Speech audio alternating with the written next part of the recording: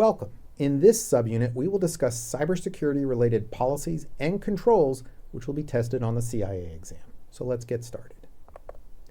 Cybersecurity involves applying information security measures to computer hardware, software, and networks.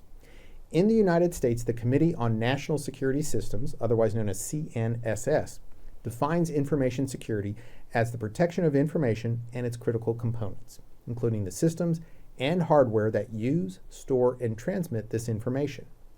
The three goals of cybersecurity represent what's known as the CIA triad, which is a fundamental concept in information security representing three core principles. Confidentiality, which is ensuring that information is accessible only to those authorized to have access. This involves protecting data from unauthorized access and disclosure. Integrity, or maintaining the accuracy and completeness of data. This means protecting information from being altered or tampered with by unauthorized individuals.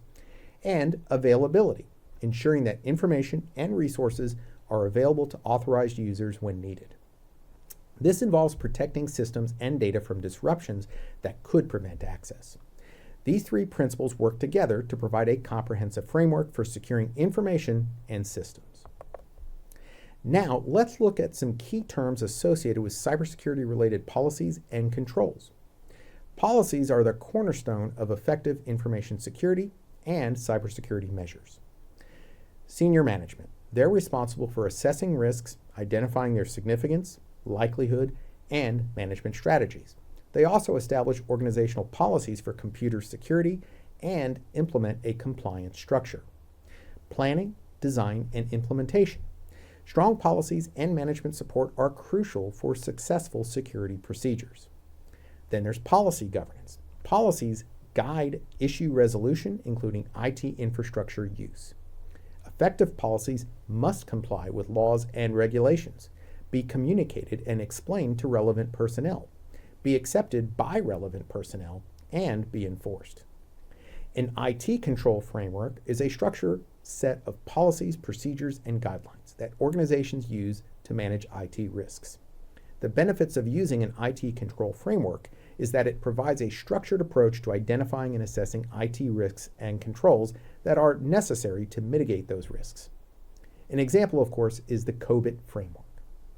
Data governance is the process of ensuring the availability, integrity, and security of an organization's data through policies, standards, and practices. Organizations need to know that their data is secure, that it's high quality, and that it's available for analysis when needed. Good data governance means that the owners of data and the users of that data are documented, and that data security measures and data privacy policies are in place. For legal and business reasons, organizations must protect personal data from unauthorized access, disclosure, or misuse. In principle, individuals should be able to control how their personal data is used. Principles of data privacy include lawfulness, fairness, transparency, accuracy, integrity, confidentiality, accountability, and limitations on the use of data. Governmental data protection laws regulate the collection and use of personal data. Different countries take different approaches, but all have the goal of preventing harm to the individual whose data is collected. The European Union's General Data Protection Regulation, otherwise known as GDPR, is one such prominent law, and the United States, the United Kingdom, China, and other countries have their own similar regulations. The most significant